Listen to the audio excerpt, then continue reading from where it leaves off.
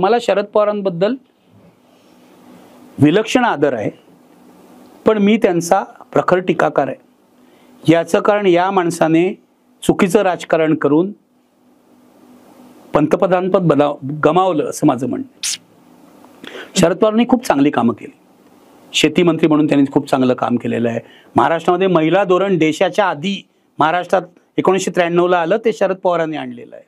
आज जे तुम्हाला दिसत आहेत ना महिला लष्करामध्ये, आज बघा फोटो आलाय त्या एनडीएच्या पहिली बॅच आली महिलांची, हे शरद पवारांनी संरक्षण मंत्री असताना केलेलं आहे की महिलांना पण आर्मीमध्ये घेतलं पाहिजे।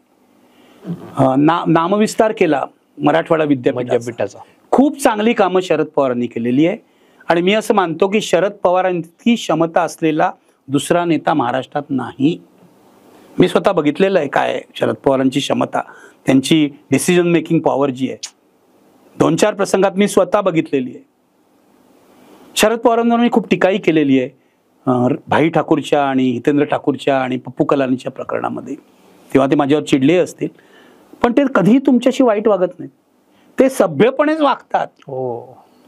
शरद पवारांचं वाचन असलेला माणूस आज महाराष्ट्राच्या राजकारणात नाही असं मला वाटतं। आधी यशवंतराव होते, नंतर इतर अनेक असतील, पण शरद पवार सतत वाचत असतात। एकदा मला त्यांनी प्रश्न विचारला होता दिल्लीला, काहीतरी विषय निघाला, आम्ही मुलाखत संपून बसलो होतो, अजित काय वाचतो का हो?